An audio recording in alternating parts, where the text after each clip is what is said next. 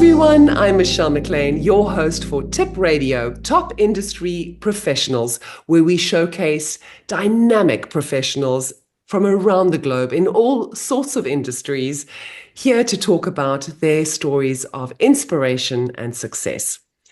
Well, today our guest is dedicated. He's dedicated more than 3 decades of professional experience to the healthcare industry. He's a professor of radiation oncology at the University of Massachusetts, Chan School of Medicine, and associate director of QARC IORC Quality Assurance Corps of the National Cancer Association National Clinical Trials Network. He is an international award-winning physician, author, and contributor to multiple scientific, professional, and commercial publications. Has worked with several medical societies at a national level, such as the American Medical Association and the American College of Radiology. Has served on numerous committees and health boards. Please, everybody, welcome Alan. Well, thank you, Michelle. I'm not sure what to do after that introduction, but just say thanks very much, and I'll see you later. My goodness. Well, when one does an introduction to somebody like you, and it's an long, session of how many accolades that you have, just tell us, how did you get into this industry in the first place? Uh, um, in college, one has to make decisions about one's career path.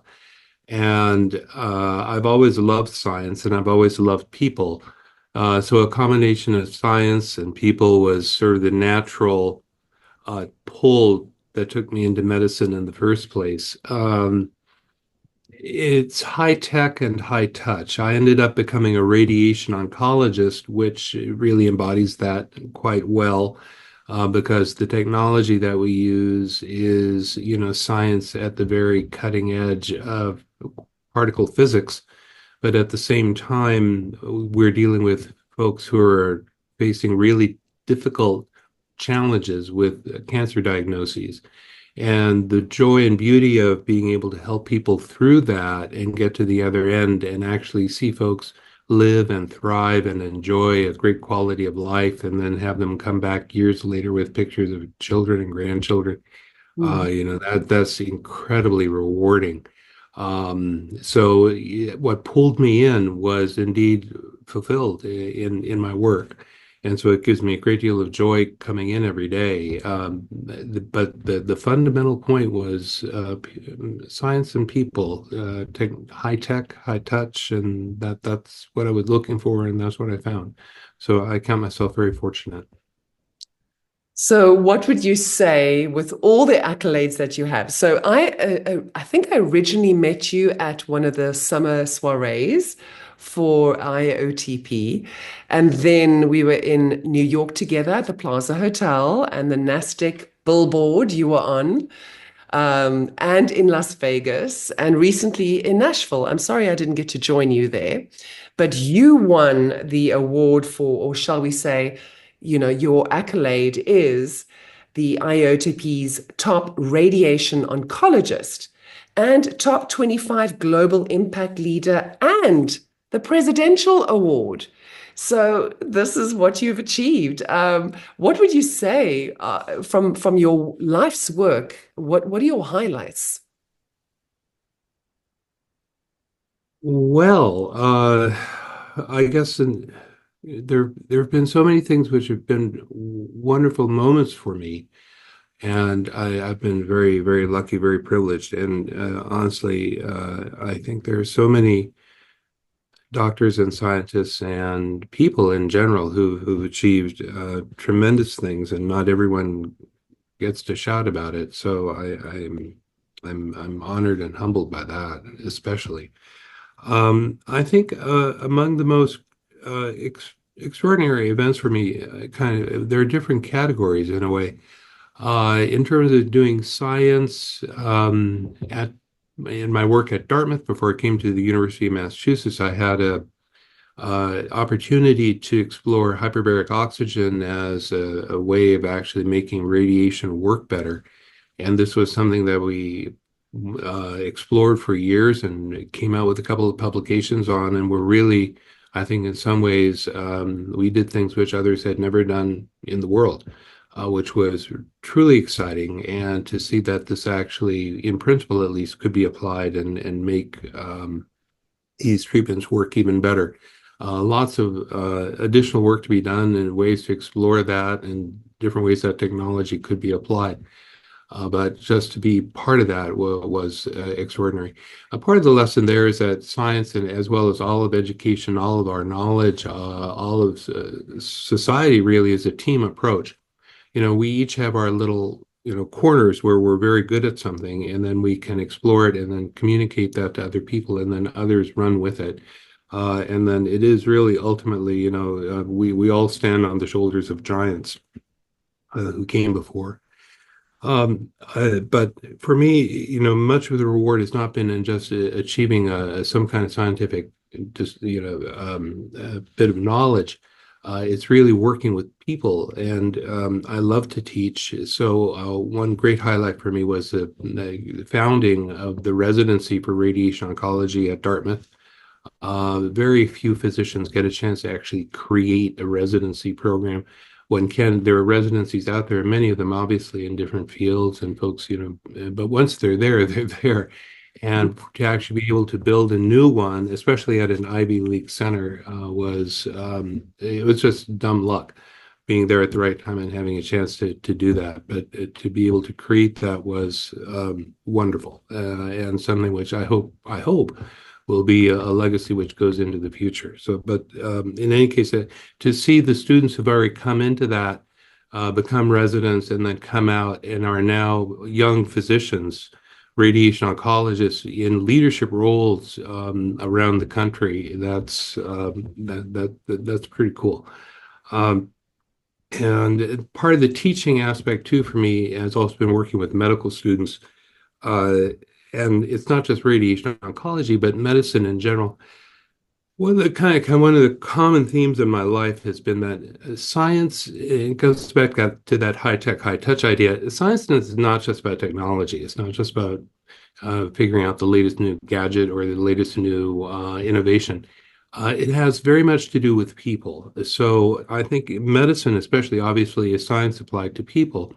And as we learn how to do that, as medical students learn how to do that, that's an incredibly human endeavor. So teaching for me is with medical students, and I'm also a writer, and I've written, as you know, a couple of things here and there. And so to be able to take that skill and my love for books and literature and communicating that to students, it's well understood that actually doing that for students, to medical students and others, to spend time reading and developing a knowledge and love and care and appreciation for literature and novels and understanding humans and human behavior and human connections and relatedness, all of that makes us better as doctors, makes us better as professionals, as communicators, more sensitive, caring, better listeners, which is a skill I've always been trying to work on. Um, so I've been teaching literature to medical students, for several years, and then I tell you, it's been incredibly rewarding and fun. And you literally see the students over a period of a semester or so change in subtle but very. I mean, they become better thinkers and better communicators and better listeners. I start each course with the idea and share with the students, if you can read a book, you can read a patient. So the thought that you can listen, read, understand, pay attention, you will understand that person better, and in the process, actually be a better doctor. So for me, that's been a great joy. Um, and as part of that, and then of course my writing. And then I did publish a novel a little while ago, and I'm starting to try to work on a second one. And that's also been a great thing for me. So you're so humble about this. So I've just been writing a little bit here and there. Okay, so when you talk about your books, what inspires you to write a book when you are so good at your day-to-day interaction as a doctor, as a teacher, as a mentor? What does a book do, or a novel, that you don't do in your day-to-day interaction? Well, I enjoy writing very much. It's fun. So it's for me, it's a way of actually to kind of recharge batteries and to think and to be creative in a very different way. I've so far published one novel, and that was called The First Days of August. The book, that book actually came out of a PhD, my PhD, and it's kind of a long story, so I'll try to keep it brief. The PhD basically was about ethics in science, and I wrote about how money coming from pharmaceutical industries and technology in general. I mean, radiation, we have radiation technology industries, and a lot of money there too. But the money coming from private industry, how that can impact or influence the way scientists do their work. So you catch the theme again, right? I mean, science and people. So science itself is really a very human endeavor. It's developed and cared for by people. It's not that truth is relative. I mean, it's not that, what we perceive is what's real. No. But, obviously what we find and what we discover and what we know is going to be impacted by the people who are actually doing that work. And if you shape and influence them, then actually how we learn, how we grow, how our knowledge grows will be influenced by that. So that was sort of the fundamental point of my PhD. And then I went on and went into clinical practice. And that very large tome was sitting on my desk for a long time. And I thought to myself, I really should do something with that. And I talked to so many people who had gone through so many different interesting experiences as scientists, especially working in relation to industry. I thought, I have enough here, I think, to write a novel. And so I started working on this, and it was a very interesting and fun way for me to kind of explore these things. And you let your imagination run wild, of course. And believe me, what I wrote in the book is not. Sorry. What I wrote in the book is not factual. I mean, hold on just 2 seconds. Okay. Oh, yeah, Taylor, I'm in the middle of an interview right now. Is there any way someone else could take care of it? I'll take care of it later. Okay. Okay. Thanks so much. So I, I sorry. love I love this. This is so perfect to describe your life. It's like doctors always on call. And then when you Well, said you wrote this book, but it's a novel, so it's not all factual.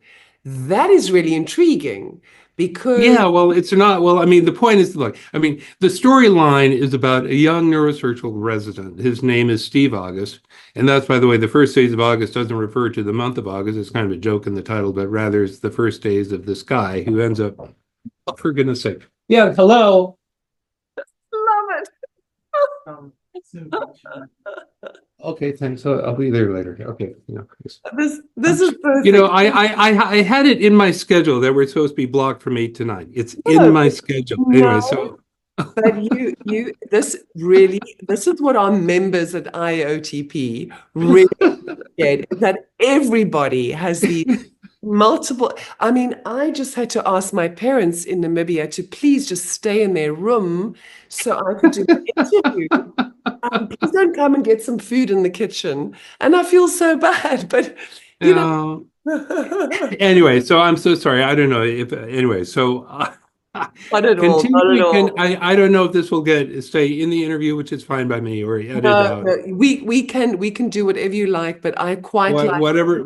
Whatever seems Love this appropriate. Okay, banter. whatever you think. Anyway, so where was it? Yeah, about the book. So The Steve book. August is this, and he's a neurosurgical resident, and he ends up being assigned by his chief to work in a laboratory, and the lab, it turns out, is actually being run by the mob, organized crime. although no one knows it on the outside. And Steve discovers that, and they then figure out that Steve has figured that out, and it gets very intricate and complicated. And the NSA gets involved for reasons that are clear within the book. And at the end of the book, then it's a little bit unclear if Steve is alive or dead. And some of the bad guys escape, some of the bad guys are taken to justice. But and it's meant to actually create a sequel, which is another reason why I called it the first days of August, in a hopeful idea that one could actually perhaps create a couple more along the same lines. So uh, that was my first foray into writing novels. It got very nice reviews, honestly, but it certainly was no bestseller. So I didn't quit my day job. I hadn't intended to. But it was a wonderful project. So, but again, the thing that motivated me, besides just the joy of writing, which is really fun, um, it's this fundamental notion which I really wanted people to kind of try to latch on a little, or maybe they get it out of the book, that what we know in science is created by real human beings. And these human beings, wake up in the morning and have their day, and they have their families, and they have to send the kids to college, or they want to be tycoons, or they want to, I mean, it's all the classic, sex, love, and power, sex, money, and power. I mean, those are kind of the big motivators across all history. And what how do we build our scientific institutions to really revere and hold fast to truth and what we know to be true? How do we test it? How do we make sure it's verifiable? Yeah, I wrote this before COVID, and as people were saying, trust the science, and which is a noble sentiment, but the answer is trust but verify. There's I love that you say that because there's a lot of questions going on in society today. Is yes, let's trust science. However, intuition and acknowledgement of the past and history and so the future and the AI whole thing is very confusing to a lot of people. I mean, all the operations that you hear about today, the very sophisticated ones, are done robotically. And so Hmm. people are saying, well, what use is a doctor there for anymore if he's just prescribing stuff and being there as, that old-fashioned doctor that was just like, I think you just got just a bout of depression, a bout of depression. Yeah, Um, take two aspirin and call me in the morning. exactly. Or Yeah, well, have a bottle of wine, for goodness sake. Um, well, it all depends on the malady, doesn't it? But remember, all those robotic surgeries, there's still a human being on the other end. There's still a doctor who's actually controlling the robot. There is never, I would never submit myself to an operation run solely by a robot. Don't, I don't think I've not heard of one that actually exists at this point. All robotic surgeries right now, those are just machines that, a physician, a surgeon is manipulating. And the robot has these tiny little arms which allow them to get into places where big fat fingers can't go. But at the same time, it's still just an extension of the human. And I think that's actually a good metaphor because ultimately AI is just an extension of humans. mm, mm. Uh, If and if there's controlled correctly, right? If not even if, I mean, it could be uncontrolled. It could be, but it's still created and based and fed by human data, yeah. machinery, electricity, whatever. So fundamentally, it's still coming out of people. And there's the great danger of it too, right? I mean, because we are all fallible, and we can be fallible by ourselves, or we can be fallible in large groups. You can go through all the history and see all the horrible things that governments and armies and politics have done over the years. So people as groups aren't necessarily any less fallible than individuals. So AI is merely a way of distilling humans into this computational system, and Hmm. it then infers and builds and may in fact try to do things which the individuals within would never have been able to do because they can't compute that fast and they can't take that much data in and smudge it together and then come out with something on the other end that quickly. But the smudging process is still taught, and and if it's and there's never going to be any system that's totally infallible. That's almost a philosophical point of view, but I suspect it's an extension of something in logic called the Gödel incompleteness theorem, which basically said that no logical system could be entirely self-contained. So probably that's true in AI. So you also Um, agree that, like, for instance, in the studies with children with AIDS, when people were actually physically holding them and touching them, and they weren't just getting treatment, that they actually improved and they could actually heal. Uh, Oh no, of course. Yeah, no. So there's so much of just, caring and love and relationships which goes into human well-being and health. You take that away, you can put all the drugs you want into somebody and they're not going to be healthy. mhm, No, it's no, exactly right. And what we lose if one doesn't have that is tremendous.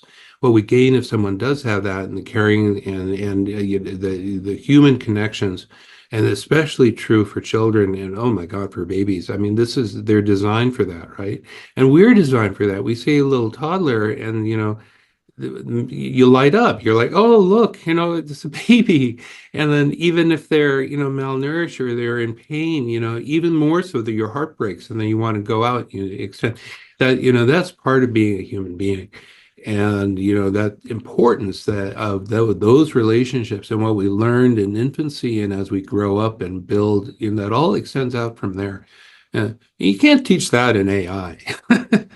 for sure not.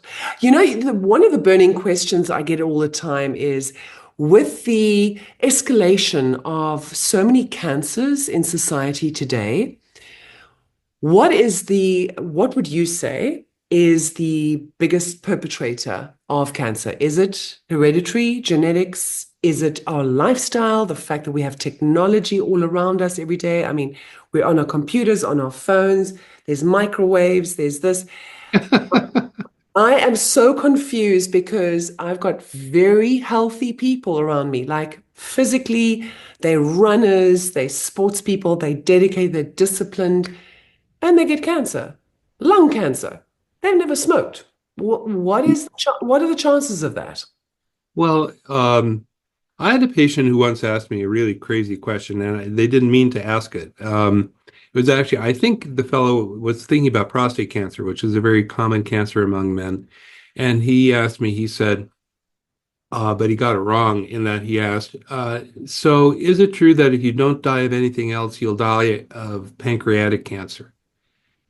And I took a step back and thought about that question for a moment. I said, well, yeah, that's true. If you don't die of anything else, you will eventually die of pancreatic cancer. I mean, you might be 900 years old, but I mean, the premise of the question, the point is, at some point in time, we are all mortal. We will, if nothing else kills us, we'll be hit by lightning. We have to wait 3,000 years maybe, but sooner or later, something will happen. So part of this is random. Right? It's just part of it's random. It rains on the just and the unjust. I have patients who come in who obviously have genetic predilections, or they got lung cancer, but they never smoked. They weren't exposed to excess radon. There's no clear environmental pathogen that anybody can point to. It's just bad luck. We have millions upon millions of little DNA replications going on in our bodies every minute of every day. And our cellular machinery is designed to try to keep that all healthy and doing what it's supposed to do, but nothing's infallible. So every once in a while, there's an error, and our immune system and all our systems are geared up to kind of find those and make them go away. But every once in a while, something happens and it's just close enough to normal that we can't pick it out. Our immune system can't pick it out. And then it starts to grow. And if we're really unlucky, then it's something that turns out to not have the necessary seatbelts in place to keep it where it belongs, and then it starts growing, then starts going elsewhere, and lo and behold, that's malignancy. Um, there are many things which cause that. So, you ask what are the biggest causes? Well, that's easy. Smoking, obesity, and then in general environmental pathogens. But living healthy, a good lifestyle, lower stress, a Mediterranean diet, don't smoke, don't drink too much. Any doctor, you wake him up at 3 o'clock in the morning and he'll kind of mutter that and then flip over and go back to sleep. Well, we all know this, and you don't need a doctor to tell you that. Lead a healthy life. But it It's doesn't. There's no. funny. That's a very interesting thing. Over the years, I've been a motivational speaker, and I've spoken on stress levels and in different careers and industries, and how, in some industries, for instance, doctors and pilots and traffic controllers and people that have literally, they have people, in their their lives are in their hands. They have high stress levels. What would you say to anybody wanting to enter your industry as a doctor, especially at the high level that you're at with stress? Well, it's it doesn't happen overnight. Anything worth doing will have some risk attached to it, and if there's some risk attached to it, there's going to be some stress. That's for sure. And the stakes get high when if you make an error, you can hurt people and that's true in a lot of different fields. Mm-hmm. But I don't think that changes how one thinks about going into medicine or healthcare or becoming a doctor, a nurse, or an allied health professional. It's I think there are three parts to choosing a career and then living it successfully. Number one, you have to find it interesting. You actually have to, the three I's: interest, imagination, and integrity. So I think you have to be very interested in that particular field so that when you wake up in the morning, you're going to have and some excitement about going in and doing it and learning about it and living it. And you have to have imagination. So don't never settle for the status quo. Always be thinking a little bit outside the box. Try to imagine what doing it a little bit differently might be like. That creates, again, excitement and engagement, and it'll make you really good at it because it's the folks who are just kind of doing the day to day. They go in and then they go home. They burn out. But Yeah, if you have they imagination, tick the box. Today's done. 10 patients. Here we go. exactly. But having that kind of that extra, what can be different, what can be exciting, imagination, live life with imagination. No matter what you do, it doesn't have to be medicine, anything. I mean, be a motivational speaker, but I'm sure you do it with, it's exciting partly because you have imagination about it. It's like, what can I do different? What'll be something, which will be I can bring in and create. It's creative. Yeah. And then third, integrity, which is, live, and this is true for everything we do in life, live life with integrity so that when you look back on it at the end of the day, um, regrets are inevitable, but don't create them. They'll happen on their own. So So, would you say intentionally go into your day, like intentionally, like this is, I'm going to be the best person I can be, the best doctor I can be today. Would you say yeah, that? that's strong. Yes, to be the very best that I can be. That's strong. I'm at least advocating for avoid major errors. Again, so that Don't at miss the the end, tarmac if you're a pilot. which is a good first step, do it right. You don't have to necessarily be a Picasso or a Rembrandt on this particular day. You don't have to create a masterpiece, but be Just competent, do it right, and have great integrity in everything you do. And if you have those things, interest, imagination, and integrity, that'll take care of a heck of a lot. Alan, you've just shared some really interesting perspectives with me today. My dad's a chiropractor, so I really understand how disciplined and dedicated he is to the world of, not just seeing somebody for the day, but just seeing that their life is better afterwards. Um, and doctors have always, just really inspired me in that sense. What would you say? I'm just going to go like offline here right now and Oh, say, when you're not working, how do you switch off? Like, where do you go? What do you do? oh well, different kinds of personalities do. I'm actually an introvert. So, although I get a ton of energy working with people, it's finite. And then I need time at some point in time to actually kind of take care of myself and recoup.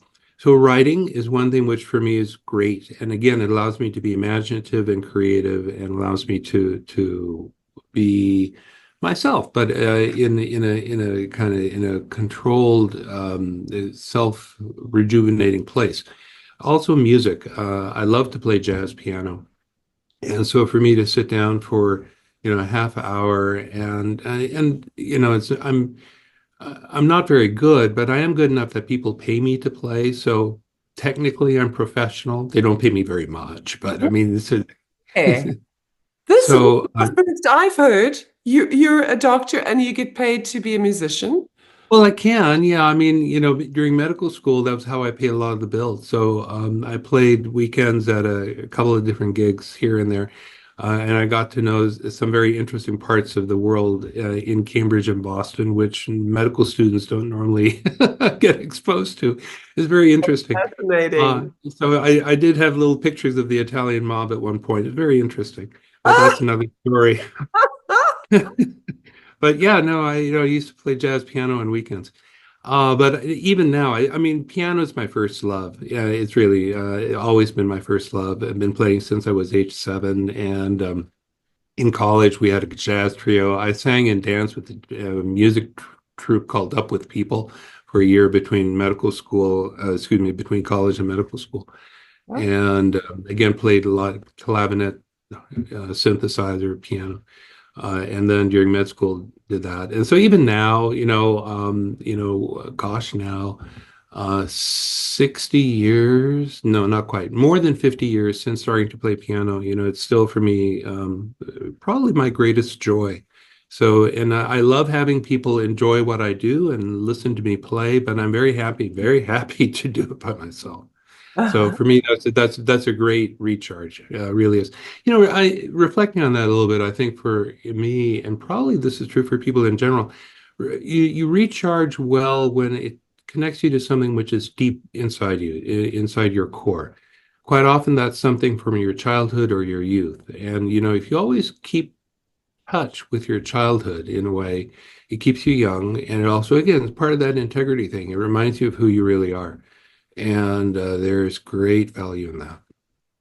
So it almost sounds like the healing that you are suggesting, it's like get that inner child out again and enjoy, enjoy that part of life, enjoy that part of yourself as well. Allow yourself to enjoy that. Yeah, exactly. Don't forget it. Never forget it. Because that's again that's a great way to kind of keep continuity between past and future and who you are. And it's so simple. It's so very simple. But it's so very fun. So Alan, how do people get hold of you? We have so many members that have not met you. Or we go to one of our IAOTP functions, and there's so many people, no one can get to talk to everybody. How do they get hold of you? Oh, geez. Well, I guess one could always get a hold of me through IAOTP. Although I'm not sure exactly how that would work. There would certainly. I'm happy to have people email me. Um, What is that email address? uh-huh. So that would be AC Hartford, is all one word, at gmail.com. So certainly anyone would always free and happy to get an email. So And you're on that LinkedIn as well, right? I'm so, I am, but the thing is, it's a professional thing. So, and I find it incredibly, I'm there. I'm there. So I do try to pay attention to it. There's so many different ways to communicate. So LinkedIn works, but the personal Gmail, although that may seem a little bit intrusive, I mean, if someone wants to write me there, that's fine. Yeah, that sounds amazing. Well, Alan, I can't wait to see you again. Are you going to be there end of this year in Las Vegas? Oh, yes. So for sure, at our next gala, looking forward to that. That'll be a lot of fun. I was not planning on going to the summer event this year. I'm still kind of debating about that a little bit. But for sure, yes, Vegas in the wintertime. So that'll be a lot of fun. So the wonderful thing about our podcasts, Tip Radio, is that our members get the inside sort of information and get to know your personality. So we're so grateful. I'm so grateful I got to chat to you today. And I will chat to you a little bit more about Namibia and our progress in oncology, which is really, really exciting because as an African country, Namibia is really doing some incredible stuff. And technology does play a big role in it, but there's also, as you know, in the Western world, there's always money available for development and technology. And I'd like to chat to you about bringing that back to Africa at some point. Absolutely. I know that there's a huge need, and I'd have to, but we can talk about that offline for sure. But certainly, there may be ways to, on the radiation oncology side, to try to bolster resources and a way. And it's a matter you need the people, and you also need the technology. But certainly, a lot of people excited about doing that. Wonderful. Well, Alan, thank you so much. I'll see you soon. I really All appreciate right, that's lovely. Thank you so much, Michelle. It's been such a pleasure. Lovely to see you. Thank you so much. you too. All the best. Yes, Bye. all the best. Bye bye. Take care.